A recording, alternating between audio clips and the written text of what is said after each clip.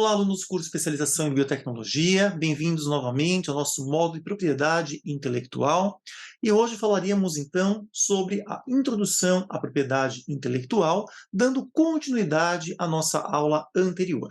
Com o objetivo dessa segunda parte da aula, discutiremos alguns tipos de propriedade intelectual que são extremamente úteis e aplicáveis à nossa área de biotecnologia, como, por exemplo, patentes, desenho industrial, registro de marcas e até mesmo indicação geográfica.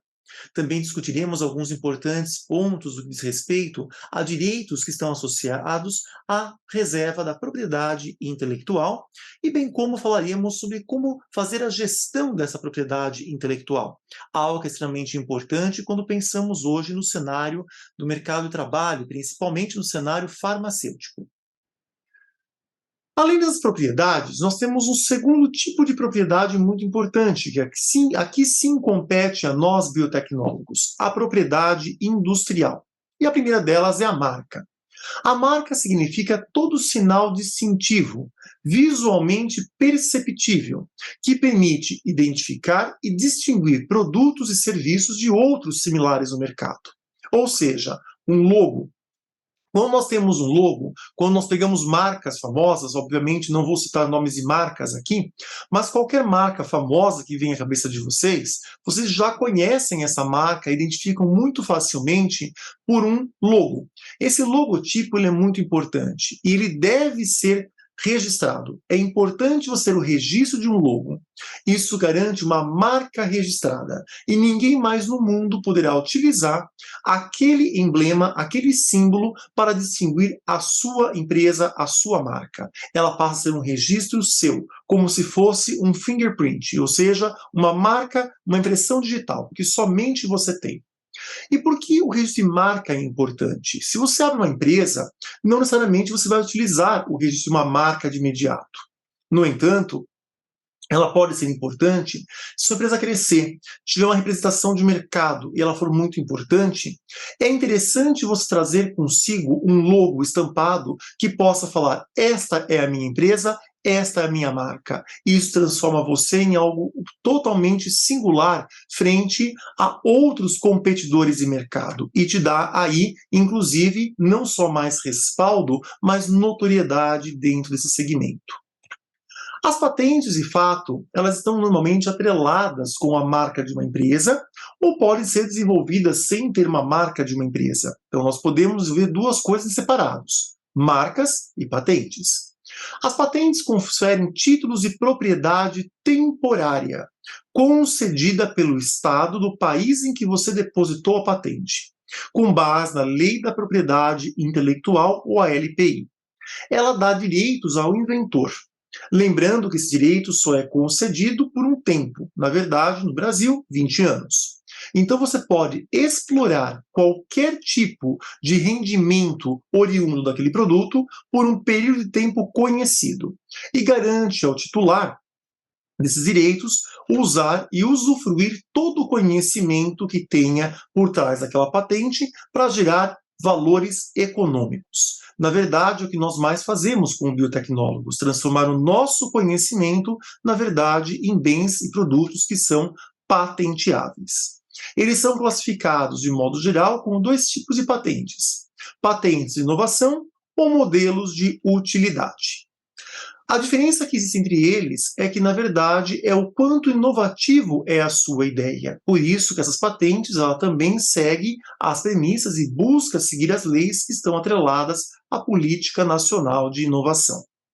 De acordo com o artigo 6º dessa Lei de Proteção dos dados, da propriedade intelectual, nós estamos falando de uma proteção que cabe ao autor da invenção ou daquele modelo de utilidade assegurar o direito de obter a patente que lhe garanta a propriedade intelectual nas condições estabelecidas pela lei. Muito embora essa frase seja exatamente está escrito no seu artigo 6º dessa lei, vamos entender um pouquinho o que isso significa através de dois incisos que eu chamo a atenção aqui para vocês. O primeiro inciso diz que a patente poderá ser requerida em nome próprio, por herdeiros ou sucessores, cessionários ou aquele a quem a lei ou contrato de trabalho, prestação de serviço, determina que pertença à titularidade. Então, se você desenvolve um produto para uma empresa, a empresa tem por direito aquela patente. Mas, de acordo com o seu contrato de trabalho, a patente pode ser publicada no nome do inventor. E isso pode dar ao inventor também direitos de exploração dos royalties gerados por aquela patente. Ou não. Tudo depende do contrato estabelecido entre a empresa e o inventor. No caso, uma patente, ela pertence sempre a um inventor.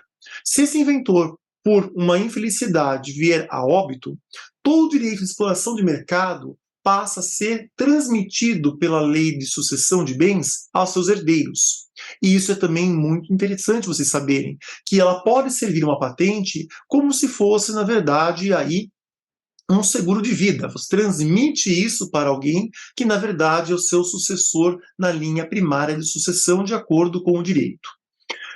E o terceiro inciso que disse, quando se tratar de uma invenção ou de um modelo realizado conjuntamente por duas ou mais pessoas, a patente poderá ser requerida por todas ou qualquer uma delas, mediante nomeação e qualificação. Ou seja, patentes que envolvam mais de um inventor, ela pode ser patenteada no nome de todos os inventores ou de apenas um inventor.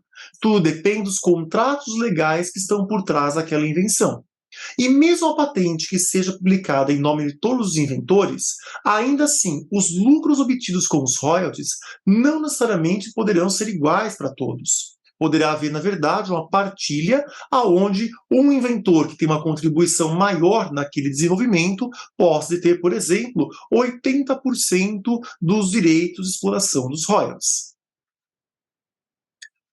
Um outro tipo de propriedade intelectual muito comum de nós registrarmos como biotecnólogos são desenhos industriais, que são criações, na verdade, que abrangem novos aspectos ornamentais ou estéticos de produtos ou desenhos.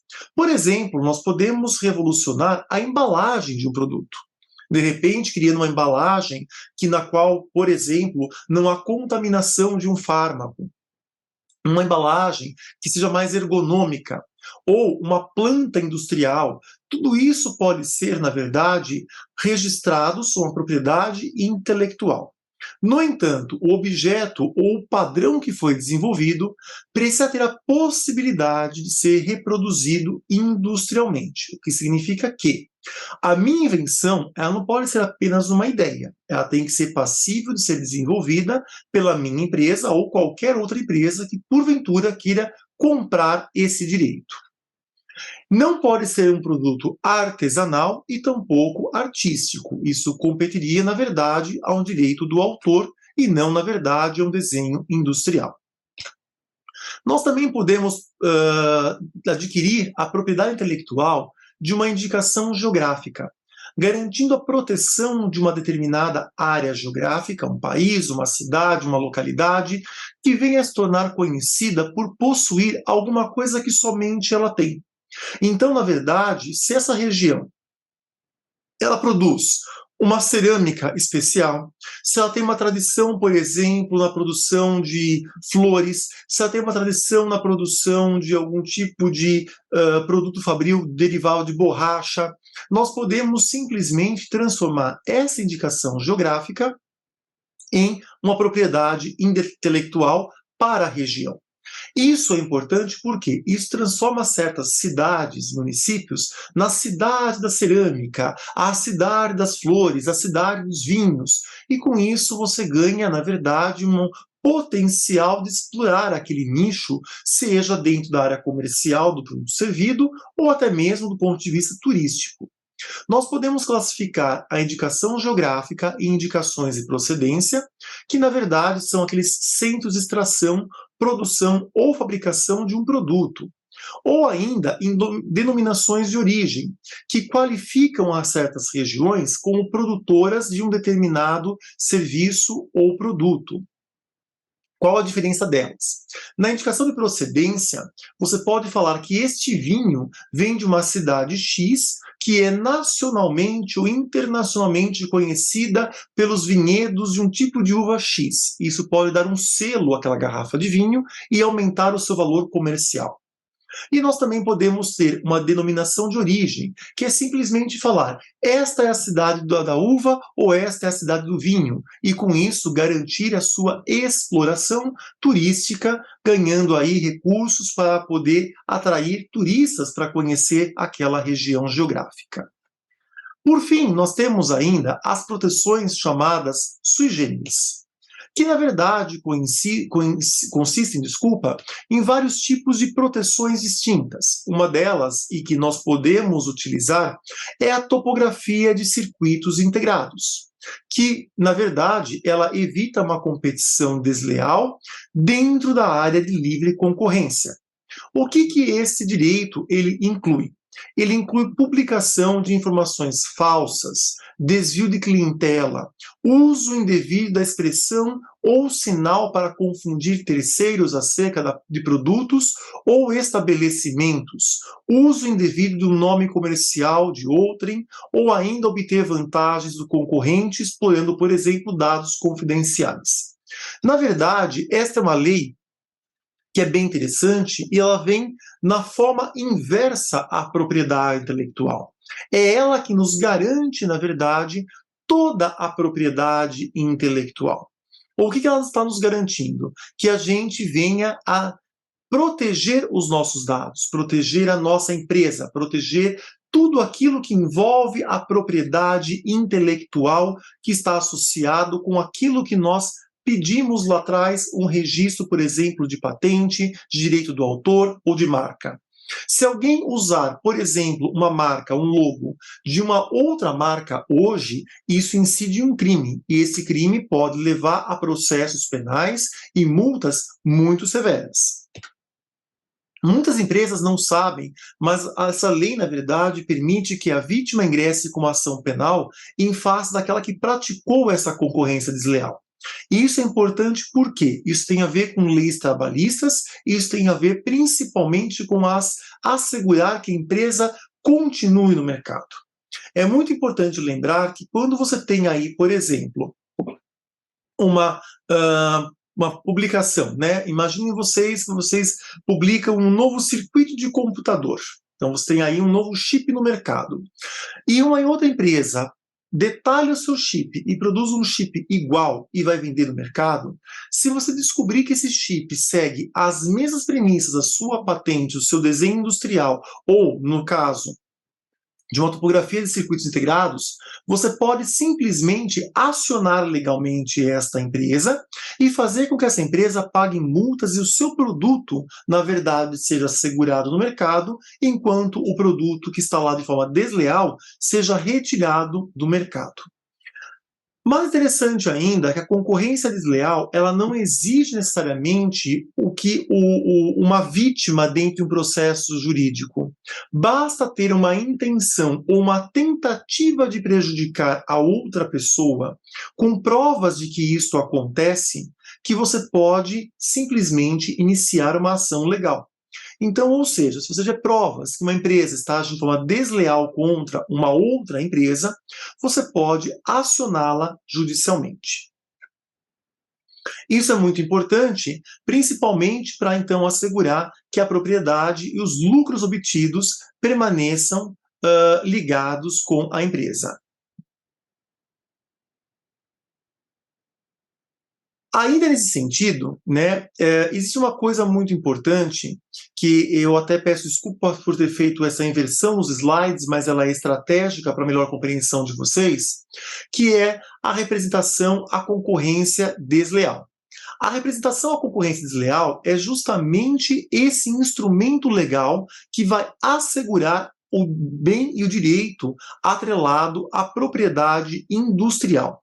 Na verdade, assim como vimos anteriormente com a topografia de circuitos integrados, ela vai impedir que haja uma concorrência desleal dentro do âmbito da empresa, dentro do âmbito da indústria.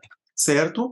E, novamente, como da mesma forma que acontece para a proteção sui generis, ela basta ter uma intenção notada e uma intenção documentada de que uma outra empresa está tentando prejudicar um terceiro, você pode peticionar um processo judicial. Todos os instrumentos são muito importantes e é importante que vocês saibam como se defender, né? Porque, na verdade, não é só depositar uma patente, é monitorar o cenário à sua volta para observar se não está acontecendo uma concorrência desleal e se, porventura, alguém não está tentando lhe prejudicar e, com isso, não está tentando, de alguma forma, derrubar a sua patente ou o seu invento. Caso isso aconteça e você tenha a propriedade registrada, de forma nacional ou internacional, você então tem instrumentos legais para poder, obviamente, se fazer valer das leis que tangem essa propriedade. Nós temos ainda, dentro da proteção sui generis, os cultivares. Cultivares são novas variedades de plantas que podem ser produzidas a partir de programas de melhoramento vegetal, conduzidos tanto por empresas públicas ou da iniciativa privada. E aqui, obviamente, temos um segmento muito importante no qual o biotecnólogo participa. No Brasil, a proteção de cultivares ela foi assegurada em termos de direitos pela Lei 9.456 de 1997. E justamente ela tem por objetivo padronizar os direitos da propriedade intelectual relativa à obtenção de novas espécies vegetais. Então, quando uma empresa ela desenvolve um novo tipo de variedade de milho ou soja, ela pode, através desta proteção de cultivares e desta lei em específico, proteger aquela semente como um direito de exploração somente dela. E com isso garantir que aquele cultivar, aquela espécie, só possa ser comercializada pelo seu inventor. Isso é muito importante no Brasil, que é um país que tem a sua economia ainda muito focada dentro da área agro e na qual nós precisamos muito proteger as nossas sementes. Mais do que isso, nós temos no Brasil grandes empresas públicas e privadas que atuam nesse segmento de desenvolvimento de cultivares. E então, por isso, também é importante assegurar esses direitos. E, por fim, nós temos um último tipo de proteção sui generis, que nós chamamos de conhecimento tradicional, que é o conjunto de informação oriunda justamente de povos indígenas e comunidades tradicionais, ou seja, a nossa cultura folclórica. Ela é protegida também, assim como conhecimentos vindos da ciência ou das empresas, ela é protegida por instrumentos legais. E esta forma legal de assegurar esse direito é muito importante para poder dizer que tal tipo de cultura, tal tipo de produto feito artesanal, ele é daquele povo, caracteriza aquela comunidade. Então, na verdade, é um outro tipo de propriedade intelectual que também pode ser, sim, registrada.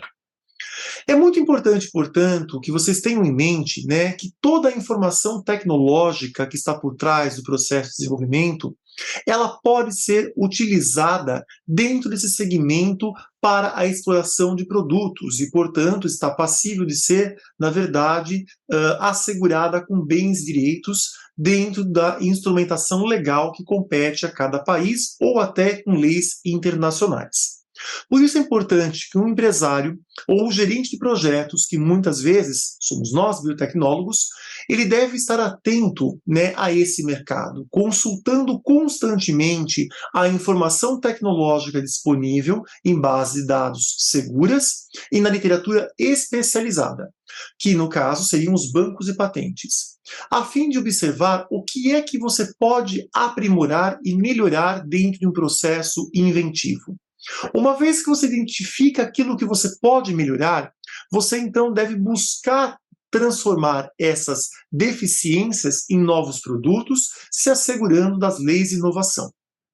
Para isso, é muito importante você identificar parceiros de negócios, localizar fornecedores de equipamentos que possam garantir e maximizar desenvolvimentos melhores para você, monitorar as atividades dos nossos concorrentes a fim de observar o que está sendo feito com o vizinho e o que eu posso fazer estando um passo à frente dele para assegurar a minha sobrevivência como empresa no mercado, identificar nichos de mercado onde eu posso explorar com mais avidez, descobrir tendências de mercado e tecnologias emergentes que talvez ninguém esteja olhando ou até estejam, mas não conseguiram desenvolver um produto, obter conhecimentos e tecnologias alternativas e preferencialmente sustentáveis que possam contribuir com esse advento tecnológico e, claro, assegurar tudo o que você trouxer de novo dentro da propriedade intelectual, evitando dessa forma infringir o direito de terceiros,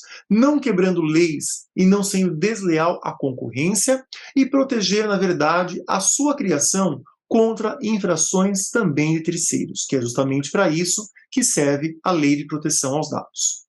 Na verdade, é importante entender que o tempo e o dinheiro gasto com a abertura de um negócio ou o desenvolvimento de um novo produto ou serviço são enormes, são gigantescos, como discutiremos nas nossas próximas aulas.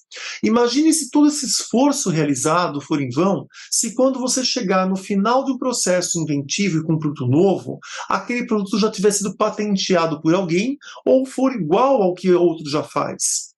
Todo o seu produto, na verdade, ele não é que ele não merece crédito, mas ele terá menos valor agregado no mercado ou até, quem sabe, poderá não chegar no mercado.